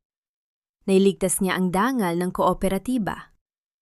Pero sa gabing iyon, sa gitna ng katahimikan ng bukid, isang malaking tanong ang pumasok sa kanyang isip. Pagkatapos ng lahat ng galit at paghihigante, kaya pa ba niyang mabuhay sa isang mundong punong-puno ng alaala ng lalaking nangakong mamahalin siya hanggang sa huli? At si Rogelio? Habang naglalakad ito palayo sa ilalim ng ulan, isang itim na sasakyan ang dahan-dahang huminto sa kanyang tabi. Isang pamilyar na mukha ang sumilip sa bintana. Isang taong may kinalaman sa madilim na nakaraan ni Veronica na hindi pa alam ni Helena. "Mr. Ilagan? Mukhang kailangan mo ng tulong. At mukhang may impormasyon ka na kailangan namin," sabi ng estrange. Ang unang gabi sa loob ng kubo ay punong-puno ng ingay ng mga kuliglig at ang malakas na paghampas ng hangin sa mga dahon ng saging. Para kay Helena, ang katahimikan sa loob ng maliit na kwartong kawayan ay mas nakabibingi kaysa sa kahit anong sigawan. Nakahiga siya sa isang manipis na banig, nakatitig sa bubong na gawa sa nipa, habang ang amoy ng tuyong lupa at kakao ay nanunuot sa kanyang ilong. Sa kabilang silid, naririnig niya ang mahinang pag-uusap ni Mark at Joy. "Maayos lang kaya si Ma? Hindi siya kumain ng hapon," bulong ni Joy. "Pagod lang siya, Joy. Hayaan muna natin siyang magpahinga. Bukas, kakausapin ko siya tungkol sa paglipat sa Maynila. Hindi siya pwedeng tumira rito ng matagal," sagot ni Mark. Napapikit si Helena. Maynila? Ang ideya ng pag-alis sa Davao ay parang pag-alis sa sarili niyang balat. Ang lupang ito, kahit gaano kapait ang ibinigay sa kanya nitong mga huling araw, ay ang tanging lugar kung saan siya tunay na kinikilala. Samantala, sa ilalim ng madilim na tulay sa labas ng bayan, nakatayo si Rogelio sa tapat ng itim na sasakyan. Ang lalaking bumaba ay may suot na mamahaling barong, pero ang kanyang mga mata ay kasing lamig ng bakal. "Mr. Ilagan, narinig namin ang nangyari. Alam naming wala ka ng pera, wala ng bahay, at iniwan ka na ng asawa mo," sabi ng lalaki. "Ako si Attorney Santos. Kinakatawan ko ang mga investors na niloko ni Veronica. Ang alam ng pulis, si Veronica lang ang may sala. Pero alam namin na ikaw ang nagbukas ng pinto para sa kanya." Nanginghinig ang mga balikat ni Rogelio. "Wala na akong alam. Biktima lang din ako." "Biktima? O kasabwat?" ngumisi ang abogado. "May deal kami sa'yo. Sabihin mo sa amin kung nasaan ang mga nakatagong records ni Veronica, ang listahan ng mga offshore accounts na ginamit niya, at bibigyan ka namin ng sapat na pera para makapagsimula ulit sa ibang bansa. Pwede kang maglaho, Rogelio. Malayo sa kahihiyang ginawa mo rito." Tumingin si Rogelio sa kislap ng gintong singsing na ibinigay sa kanya ni Helena, na ngayon ay hawak-hawak niya sa loob ng bulsa. Naalala niya ang boses ni Helena. "Ang dangal ay nasa katapatan mo sa mga taong nagtitiwala sa'yo." "Hindi ko alam kung nasaan ang mga records na yan," mahinang sabi ni Rogelio. "Pag-isipan mo, Rogelio. Bukas, magiging boses na lang kami ng mga sheriff na kukuha sa kahit anong natitira sa'yo. Wala ka ng kakampi. Meron pa akong natitira, sabi ni Rogelio. Sa unang pagkakataon ay tumayo siya ng tuwid. Ang pagkakataong magbayad sa lahat ng maling ginawa ko. Umalis na kayo. Hindi ko kailangan ng pera nyo. Nang umalis ang sasakyan, naiwang mag-isa si Rogelio sa gitna ng kalsada. Hindi siya bumalik sa mansyon. Hindi rin siya pumunta sa kubo ni Helena. Naglakad siya patungo sa pantalan ng Davao. Doon, sa gitna ng mga bulto-bultong kargamento at amoy ng dagat, naghanap siya ng trabaho bilang kargador.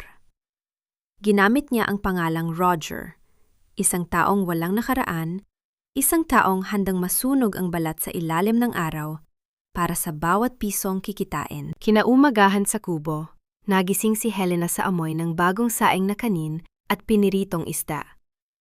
Paglabas niya, naroon ang ilang mga asawa ng mga magsasaka, nag-aayos ng paligid. "Nay Helena, may dala po kaming kaunting gulay at prutas," sabi ni Aling Marta, ang asawa ni Katotoy. "Huwag po kayong mag-alala, kami na po ang bahala sa pagpapanatili ng linis dito sa paligid nyo." "Salamat, Marta. Pero hindi nyo kailangang gawin ito. Marami pa kayong trabaho sa taniman," sabi ni Helena. "Nay, noong nagkasakit ang anak ko at wala kaming pambili ng gamot, kayo ang nag-abot ng tulong nang walang tinatanong na kapalit," sagot ni Aling Marta. "Utang na loob namin ang buhay ng pamilya namin sa inyo. Ang pagtulong na ito ay maliit na bagay lang." Doon ay hindi na napigilan ni Helena ang pumatak ang kanyang luha. Hindi ito luha ng pait, kundi luha ng pagkilala. Nawala ang kanyang mansyon, ang kanyang yaman, at ang kanyang asawa. Pero ang pagmamahal ng mga taong pinaglingkuran niya ay nanatili. "Ma," lumapit si Mark sa kanya. "Nakabook na ang flight natin sa Sabado. Sa Maynila muna tayo. Doon ka na muna sa kondo ko. May aircon doon, mas komportable ka." Tumingin si Helena sa malawak na taniman ng kakao. Ang mga puno ay dahan-dahang namumulaklak, hudyat ng panibagong season ng pag-aani. "Salamat, Mark, pero hindi ako sasama sa inyo," sabi ni Helena. "Pero ma, bakit? Titira ka rito sa kubo? Paano kung magkasakit ka?" tanong ni Joy. "Dito ako kailangan, Joy. Ang kooperatiba ay kailangang bumangon mula sa pagkakalubog sa utang. Kung aalis ako, sino ang haharap sa mga maniningil? Sino ang magtuturo sa mga magsasaka kung paano muling palagian ang table natin?" "Pero ma, si Papa, paano kung bumalik siya?" tanong ni Mark. "Ang papa niyo ay gumawa ng kanyang sariling landas. At ako, gagawin ko rin ang sa akin," sagot ni Helena. "Dito ako nagsimula, dito rin ako lalaban hanggang sa makuha ko muli ang bawat butil ng dignidad na ninakaw sa atin." Lumipas ang mga araw, naging mabilis ang balita tungkol sa nakakubong reyna ng kakao. Si Helena ay naging simbolo ng katatagan sa Davao. Sa kabilang banda, walang nakakaalam kung nasaan si Rogelio. Isang hapon, habang nag-aayos si Helena ng mga sako ng table, may napansin siyang isang sobrang iniwan sa pintuan ng warehouse. Walang pangalan ng sender. Pagbukas niya, naglalaman ito ng 5,000 piso. Mga lukot-lukot na papel na tila galing sa mahirap na pagtatrabaho. May kasama itong maikling sulat. "Para sa pondo ng kooperatiba. Huwag mong itanong kung kanino galing. Ipagpatuloy niyo ang pagtatanim." Napahawak si Helena sa sulat. Alam niya ang sulat kamay na yon. Kahit na sinusubukan nitong magpanggap, ang bawat kurba ng letra ay pamilyar sa kanya. Pero hindi siya tumawag ng pulis at hindi rin siya naghanap. Ibinigay niya ang pera kay Lando para ilagay sa savings ng mga magsasaka. Ang sugat ay sariwa pa at ang galit ay hindi pa tuluyang naglalaho. Pero sa bawat butil ng kakao na kanyang hinahawakan, nararamdaman ni Helena na ang buhay ay hindi natatapos sa isang pagkakamali. 2 taon ang lilipas at ang Davao ay magugulat sa muling pag-usbong ng isang imperyong itinayo hindi sa semento, kundi sa katapatan. Pero ang mas malaking tanong, sapat na ba ang 2 taon ng pagdurusa para linisin ang dumi ng nakaraan. 2 taon ang mabilis na lumipas. Tila mga dahon ng kakao na nalaglag at muling sumibol sa bawat pagpapalit ng panahon. Ang Davao ay hindi na lamang kilala sa mga prutas, kundi sa isang pangalang muling umingay sa mundo ng agrikultura. Ang Davao Farmer's Legacy. Hindi na sa mansyon nakatira si Helena. Pinili niyang manatili sa isang maayos pero payak na bahay malapit sa warehouse. Ang dating imbakan ng gamit ay naging isang world-class na pasilidad kung saan ginagawa ang pinakamataas na uri ng tabla at dark chocolate na iniluluwas na ngayon sa iba't ibang panig ng mundo. Nay Helena, narito na po ang ulat para sa buwan na ito, sabi ni Lando, na ngayon ay tumatanda na rin pero nananatiling tapat. Bayad na po ang lahat ng utang na iniwan ng nakaraang administrasyon. Malinis na po ang ating mga titulo. Huminga ng malalim si Helena. Hinawakan niya ang mga dokumentong kakarating lang mula sa bangko.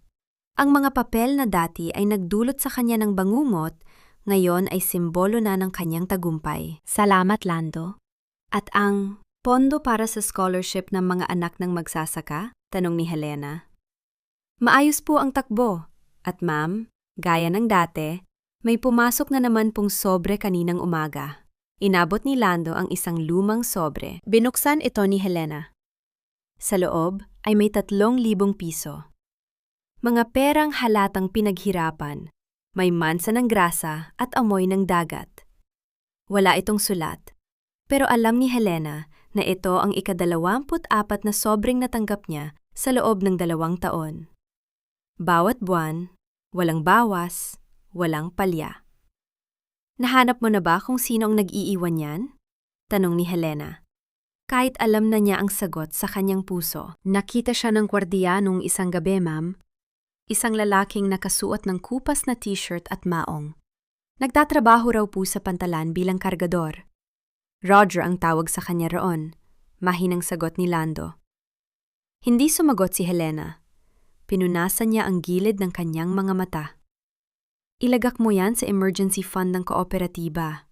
Huwag mong galawin. Nang hapong iyon, nagpasya si Helena na pumunta sa pantalan ng Davao para inspeksyonin ang huling batch ng mga kargamento na ipadadala sa Japan. Nakasuot siya ng payak na blusa at bota. Ang kanyang otoridad ay hindi na nanggagaling sa alahas, kundi sa respeto ng mga taong nakapaligid sa kanya. Habang naglalakad sa gitna ng ingay ng mga crane at malalaking barko, napatigil si Helena. Sa dulo ng kalyeng puno ng mga sako ng semento at bigas, nakita niya ang isang grupo ng mga kargador na nagpapahinga. At doon, sa ilalim ng init ng araw, nakita niya si Rogelio. Halos hindi niya makilala ang asawa. Ang dating makinis at mapuputing balat nito ay naging sunog at magaspang. Ang matikas na pangangatawan ay naging payat. Litaw ang mga ugat sa braso mula sa mabigat na pagbubuhat. Nakaupo si Rogelio sa isang kahoy na crate, kumakain ng kanin at tuyo gamit ang kanyang mga kamay. Wala itong suot na relo, wala itong suot na kahit anong marangya, tanging ang dumi at pawis ng marangal na paggawa. Naramdaman ni Helena ang isang matinding kirot sa kanyang dibdib. Ito ang lalaking dati ay ayaw madumihan ang mga kamay sa bukid. Ito ang lalaking nangarap maging hari sa pamamagitan ng panloloko. Ngayon, siya ay isang alipin ng kanyang sariling pagsisisi. Biglang nagkaroon ng kaguluhan sa gawing unahan. Isang forklift ang nawalan ng balanse habang naglilipat ng isang malaking palet ng mga sako ng buto ng kakao. Mga buto na pag-aari ng kooperatiba ni Helena. Iwas! Mahuhulog ang karga! Sigaw ng isang trabahador. Ang palet ay tumagilid patungo sa isang grupo ng mga bagong kargador na tila hindi napansin ang panganib. Sa isang iglap, tumayo si Rogelio. Hindi siya tumakbo palayo, kundi sumugod siya patungo sa palet. Bitawan niyo yan! Takbo! Sigaw ni Rogelio habang pilit niyang itinutulak ang isa sa mga kargador para hindi maipit. Nagawa niyang iligtas ang kasamahan. Pero ang gilid ng mabigat na palet ay tumama sa kanyang balikat at binti bago ito tuluyang bumagsak sa semento. Rogelio! Ang sigaw na yon ay hindi nanggaling sa mga trabahador, kundi sa labi ni Helena. Mabilis na tumakbo si Helena patungo sa asawa. Ang mga tao ay nagkagulo. Pilit na inaangat ang palet. Nang maalis ang bigat, nakita ni Helena si Rogelio na nakahiga, duguan ang balikat at namimilipit sa sakit. "Nay Helena, bakit po kayo nandito?" Tanong ng isang trabahador na nagulat sa presensya ng reyna ng kakao. Hindi sila pinansin ni Helena. Lumuhod siya sa tabi ni Rogelio. Ang asawa niya ay dahan-dahang nagmulat ng mata. Nang makita ni Rogelio si Helena, pilit siyang umabante para lumayo, tila nahihiya sa kanyang kalagayan. "Helena, wag. Marumi ako." Bulong ni Rogelio. Pilit na itinatago ang kanyang mga kamay na puno ng kalyo at dugo. "Tumahimik ka, Rogelio," maring sabi ni Helena, pero ang kanyang boses ay nanginginig. "Huwag kang malikot. Tatawag kami ng ambulansya." "Ang kakao, Ma'am Helena, hindi ba nasira?" Tanong ni Rogelio. Ang kanyang boses ay puno ng pag-aalala para sa produkto ng asawa. Napatingin si Helena sa mga nakakalat na buto ng kakao sa sahig.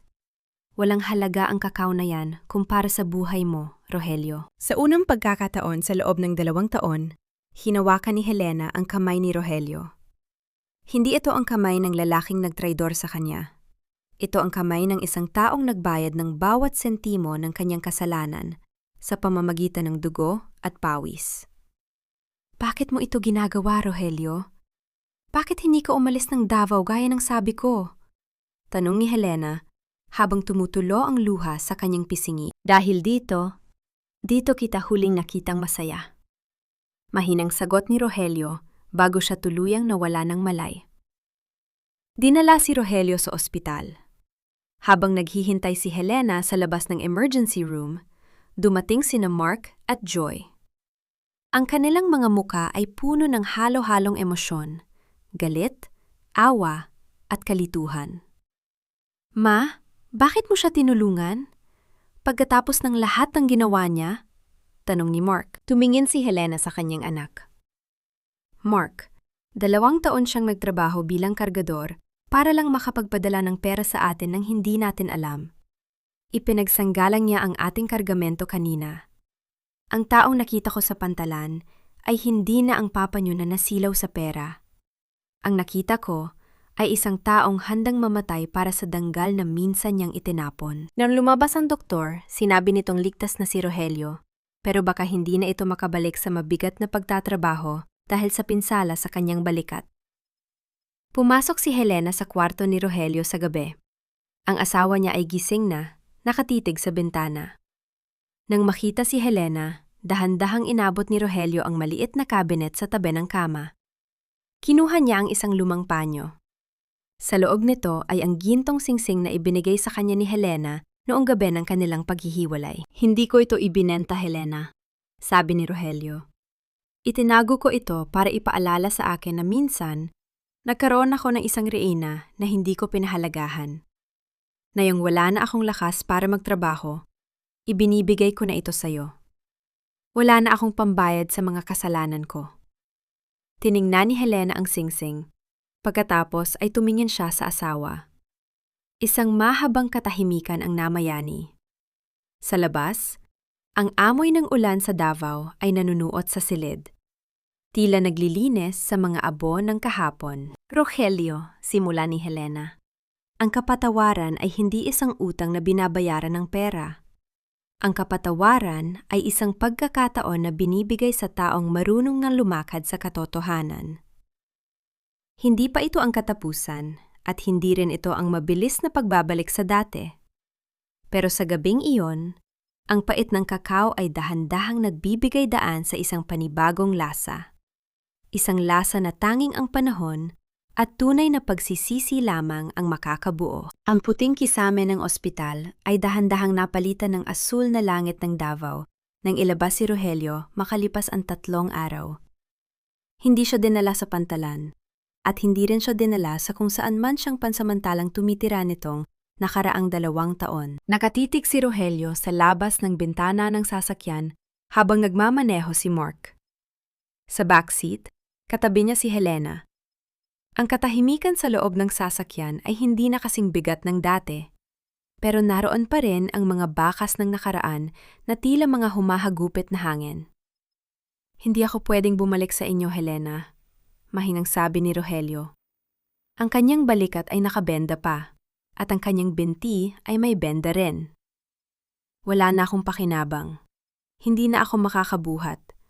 Pababigat lang ako sa inyo. Tumingin si Helena sa kanyang asawa. Hindi ka namin ibinabalik para maging kargador, Rogelio. Ang lupa ay hindi lang kailangan ng lakas ng braso.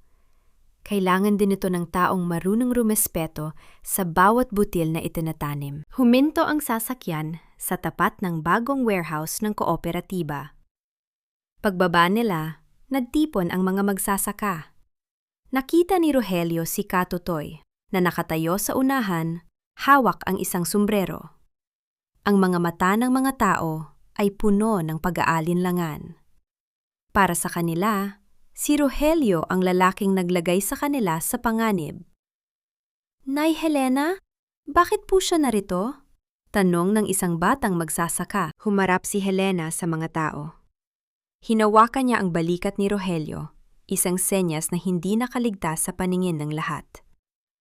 Ang taong ito, simula ni Helena, ang boses ay matatag, ay ang taong nagprotekta sa ating kargamento sa pantalan. Siya rin ang taong sa loob ng 2 taon ay palihim na nagpapadala ng tulong para sa ating scholarship fund mula sa kanyang maliit na sahod bilang kargador. Nagkaroon ng bulungan sa paligid. Unti-unting nagbago ang ekspresyon ng mga magsasaka, mula sa galit patungo sa pagkamangha. Katutoy, tawag ni Helena. May bakanting higaan pa ba sa quarters ng mga manggagawa? Opo, Nay Helena, meron po, sagot ni Katutoy. Bagamat may pag-aalinlangan pa rin sa kanyang boses. Rogelio, doon ka muna mananatili, sabi ni Helena, habang nakatingin ng diretsyo sa asawa. Hindi ka titira sa bahay ko. Titira ka kasama ng mga taong dati ay binalak mong palayasin. Magtatrabaho ka bilang tagatala ng inventory. At bawat hapon, tutulungan mo si Katutoy sa pag-aalaga ng mga punla. Iyon ang magiging bayad mo sa kooperatiba. Naiyak si Rogelio. Hindi niya inakalang bibigyan pa siya ng pagkakataong makatapak muli sa lupang kanyang itinatwa. Salamat, Helena. Maraming salamat. Lumipas ang mga linggo. Naging mahirap ang adjustment para kay Rogelio. Ang mga magsasaka ay hindi agad naging palakaibigan sa kanya. May mga pagkakataong tinutukso siya o kaya naman ay iniiwan siyang mag-isa sa hapagkainan. Pero hindi nagreklamo si Rogelio. Tinanggap niya ang lahat ng pagpapakumbaba. Isang hapon, nakita ni Helena si Rogelio na nakaupo sa tapat ng mga bagong punla ng kakao. Hawak nito ang isang maliit na sprayer. Dahan-dahang dinidiligan ang mga dahon. Kahit hirap ang kanyang balikat, matiyagan niyang ginagawa ang trabaho. Lumapit si Helena at tumayo sa likod niya. Sabi ni Katutoy, ikaw daw ang pinakamaagang gumigising para suriin ang mga peste. Nagulat si Rogelio at dahan-dahang tumayo. Gusto ko lang siguraduhin na lalaki silang matibay, Helena. Ayaw kong may masayang na kahit isang punla. Alam mo ba kung anong variety yan? Tanong ni Helena. Ito yung variety na itinanim natin 30 taon na ang nakalilipas. Yung unang-una nating sinubukan, bago pa tayong nagkaroon ng malaking warehouse, sagot ni Rogelio. Ang kanyang mga mata ay nagniningning sa alaala. Tumango si Helena. Kinuha niya ang isang maliit na bag mula sa kanyang bulsa. Sa loob nito ay mga pinatuyang buto ng kakao.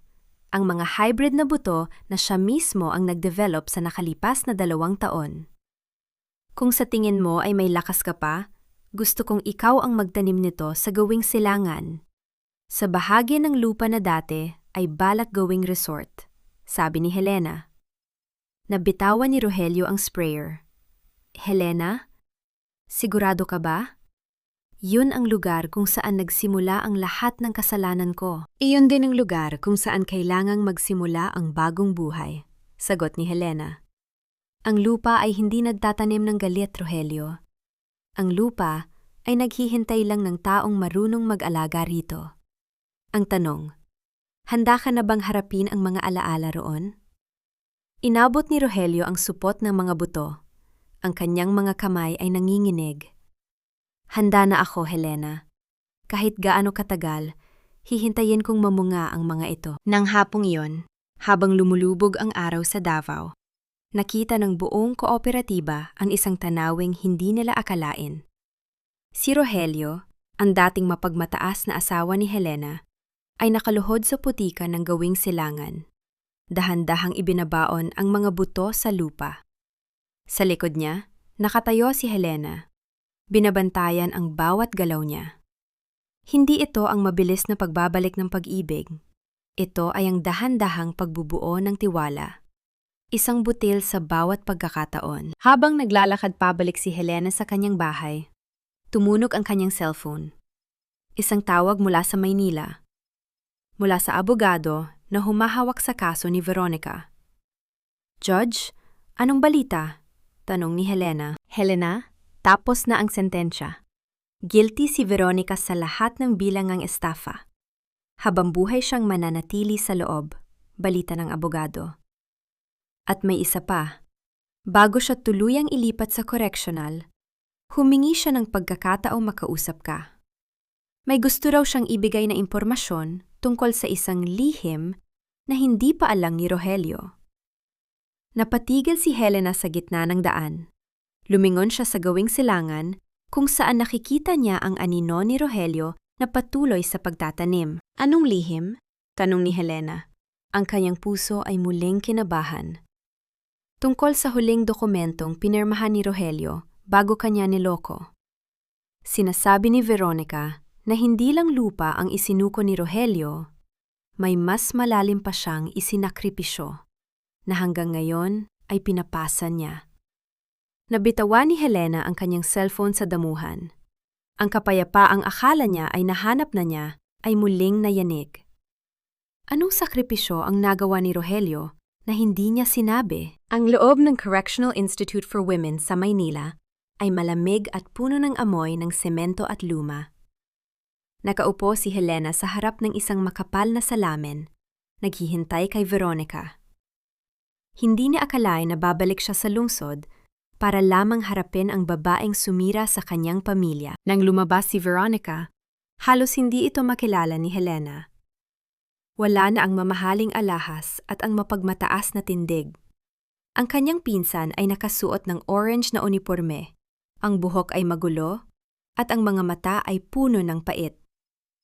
"Naparito ka para pagtawanan ako, Helena?" bungad ni Veronica pag-angkat ng telepono. "Naparito ako para sa katotohanan, Veronica," malamig na sagot ni Helena. "Anong lihim ang sinasabi mo?" Tumawa si Veronica, isang tuyot na tawa na umalingaw-ngaw sa booth. "Alam mo, Helena, masyado kang bilib sa sarili mo. Akala mo, ikaw lang ang biktima rito.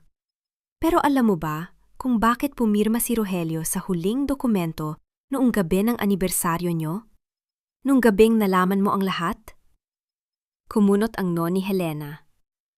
"Dahil nasilaw siya sa pera." "Mali," numisi si Veronica. "Pumirma siya dahil may hawak akong mga dokumento na magpapatunay na ang anak mong si Mark ay gumamit ng pondo ng kumpanya niya sa Maynila para sa operasyon ng asawa niya noon. Isang technical malversation. Binantaan ko si Rogelio na ipakukunan ko ang panganay niyo kung hindi niya pipirmahan ang pagsuko ng warehouse at ang pag-ako sa lahat ng utang."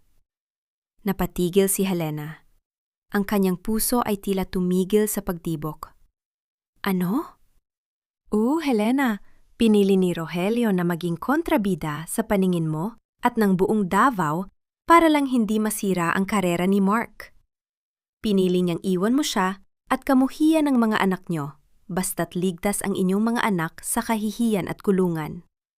At ang masakit, hindi niya yun sinabi sa'yo dahil ayaw niyang mag-guilty ka o ang mga anak niyo. Mas pinili niyang maging kargador sa pantalan kaysa makitang bumagsak ang anak niyo. Nabitawan ni Helena ang telepono.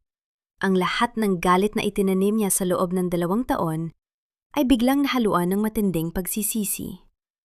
Ang paghihirap ni Rogelio sa pantalan, ang pananahimik nito sa kabila ng lahat ng pang-iinsulto, lahat ng iyon ay isang sakripisyo para sa pamilyang itinuring siyang basura.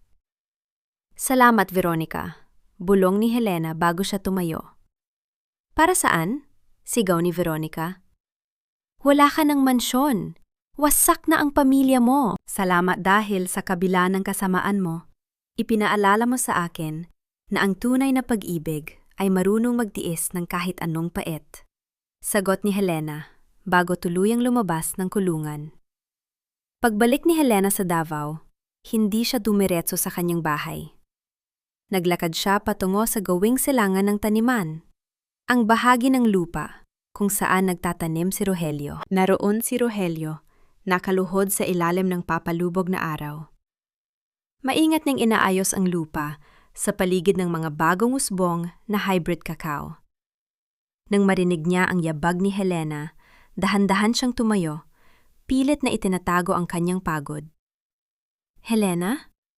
Bakit ka narito? Akala ko nasa Maynila ka pa, tanong ni Rogelio. Hindi sumagot si Helena. Lumapit siya sa asawa at hinawakan ang magaspang na kamay nito. Ang kamay na nagbubuhat ng semento. Ang kamay na nagtatanim muli ng pag-asa. Bakit hindi mo sinabi sa akin, Rogelio? Tanong ni Helena. Ang kanyang boses ay basag sa emosyon. Bakit hinayaan mong kamuhian kita ng 2 taon? Bakit mo pinasa ng lahat para kay Mark? Natigilan si Rogelio. Yumuko siya. Tila nahihiya na nalaman na ang totoo. Dahil ako ang punot dulo ng gulo, Helena. Kung hindi ako nagpaligaw kay Veronica, hindi siya magkakaroon ng pagkakataong i-blackmail ako. Kasalanan ko pa rin. At ang isang ama, gagawin ang lahat para sa kanyang anak. Rogelio. Niyakap ni Helena ang asawa ng mahigpit. Sa unang pagkakataon sa loob ng mahabang panahon, ang pait ay tuluyang naglaho. Hindi ko hinihini na bumalik tayo sa dati, Helena. Bulong ni Rogelio habang nakayakap sa asawa. Sapat na sa akin na nakikita-kitang muli na nakangiti sa gitna ng paniman. Hindi na tayo babalik sa dati, Rogelio, sabi ni Helena habang kumakawala sa yakap at tumitingin sa mga mata ng asawa. Dahil ang dati ay puno ng pagpapanggap at ambisyon. Ngayon, gagawa tayo ng bago. Isang buhay na itinayo sa katotohanan, gaano man ito kahirap. Kinuha ni Helena ang gintong singsing mula sa kanyang bulsa, ang singsing na ibinalik ni Rogelio sa ospital. Kinuha niya ang kamay ng asawa at dahan-dahang isinuot muli ito sa daliri ni Rogelio. Ang kapatawaran ay hindi nagbubura sa nakaraan, Rogelio, pero binibigyan nito tayo ng pagkakataong hindi na mabuhay sa dilim ng kahapon, sabi ni Helena. Sa malayo, nakita nilang paparating sina Mark at Joy. Alam na rin ni Mark ang sakripisyo ng kanyang ama dahil tinawagan siya ni Helena bago ito lumipad pabalik ng Davao. Nang makalapit ang mga anak, walang salitang binigkas. Isang mahigpit na yakap ng pamilya ang bumalot sa gitna ng taniman. Hindi sila nagdaos ng malaking piging. Walang litson, walang mamahaling alak. Sa gabing iyon, magkakasama silang kumain ng payak na hapunan sa loob ng kubo, ang bahay na naging saksi ng kanilang muling pagkabuo. Lumipas ang mga buwan, ang gawing silangan ng lupa ay naging pinakamaganda at pinakamabungang bahagi ng kooperatiba. Ang mga buto na itinanim ni Rogelio sa gitna ng kanyang pagsisisi ay naging malalagong puno. Isang hapon, habang nakaupo ang mag-asawa sa ilalim ng puno ng kakao, kumuha si Helena ng isang hinog na bunga. Binaklas niya ito at kinuha ang isang buto. Pagkatapos ay pinatikim ito kay Rogelio. Anong lasa? Tanong ni Helena. Mapait, pero may tamis na naiiwan sa dulo, sagot ni Rogelio habang nakangiti. Ganyan ang buhay, Rogelio, sabi ni Helena habang nakasandal sa balikat ng asawa. Kailangang dumaan sa pait para malasahan ang tunay na tamis. Sa ilalim ng langit ng Davao, ang reyna ng kakao at ang kanyang asawa ay patuloy na nagbubungkal ng lupa. Wala na silang mansyon, Wala na silang marangyang buhay. Pero nahanap nila ang isang bagay na mas mahalaga kaysa sa kahit anong ginto. Ang kapayapaan ng puso at ang dangal na kailanman ay hindi na mababali. Sapagkat sa dulo ng bawat bagyo, ang lupang tapat ay laging mabibigay ng bagong ani sa mga taong marunong maghintay at magpatawad.